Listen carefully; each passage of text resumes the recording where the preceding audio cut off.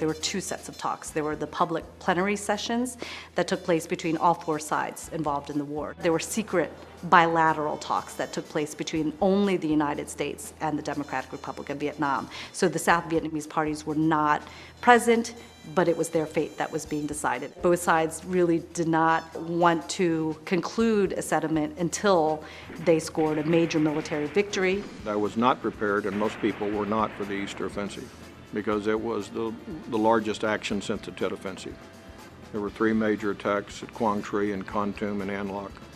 It involved 130,000 troops. They attacked An Loc with tanks, and tanks had never been seen that far south before. And so the intensity of that battle surprised everybody. Le Duan was hoping that his strategy would bring Vietnamese Communist forces to victory in a very, very difficult time, because you just had, sort of major announcements that Nixon was going to visit China and visit the Soviet Union, the first time that an American president would visit either of those two countries. This had a devastating impact on the North Vietnamese leadership, and they launched that spring-summer offensive right in between the Beijing and the Moscow summits. The 1972 Spring-Summer Offensive was an offensive that once again showcased Le Duan's desire to push forward his general offensive, general uprising in a different incarnation. He thought that the window of opportunity arose once again to topple the Saigon regime. About 4,500 ARVN were surrounded by 30,000 North Vietnamese and under siege.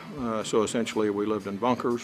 We took artillery from the enemy on a regular basis, day in and day out. And mostly what the advisors did was to put in airstrikes. In 72, they tried to attack us without U.S. troops. But we handled them well.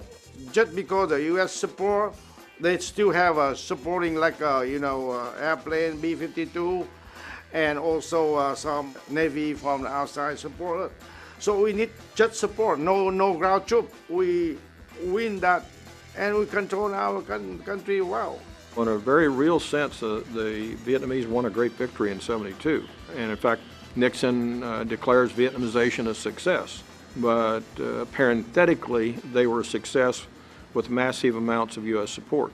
The effect of the failure of that offensive to topple the Saigon regime and to also derail this sort of great power collusion was that Le Duan finally had to turn to the diplomatic sphere and negotiations. Le Duan had always believed that the sort of puppet collapse was intimately tied and connected to American withdrawal. So if the two government could be overthrown, then the Americans would inevitably have to withdraw. Following the Easter offensive, then Le Duan starts changing his tune, and he wants to focus on negotiating the Americans out. That's what Ho Chi Minh had wanted his whole life, is to just deal with the Americans first and then turn to the enemy in Saigon and vanquishing them at a later point. In the aftermath of the '72 fighting, both sides made significant concessions.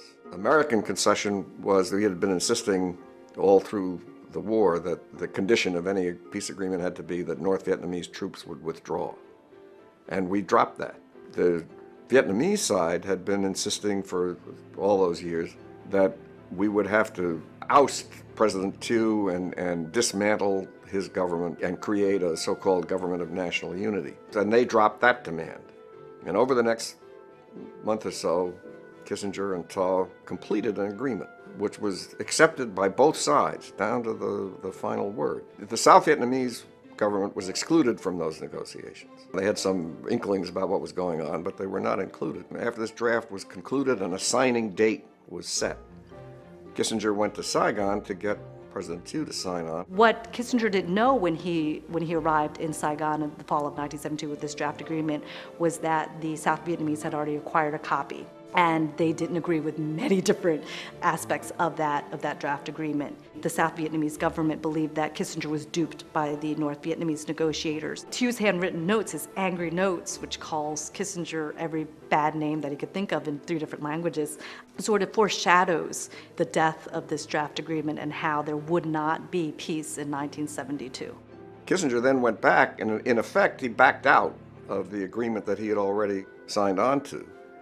and we resumed negotiations to try to meet the South Vietnamese objections. When the renegotiation broke down in December, Kissinger and Nixon decided to resume bombing North Vietnam and carry out these heavy raids in and around Hanoi and Haiphong, and that was what became known as the Christmas bombing. Vietnamese communists called this 12 days of darkness because the skies were darkened by all the bombs that fell. This was, B-52 raids that this fell continuously over North Vietnam. And a few days after that, a new agreement was reached, which differed in no significant way from the agreement that had already been reached in October. The claim that the bombing forced the North Vietnamese into accepting a peace agreement this is not just speculation or logic, it's proved. You can read both those documents and you can see that they amounted to the same thing. So they didn't sign anything in January that they weren't willing to sign in October before that bombing took place.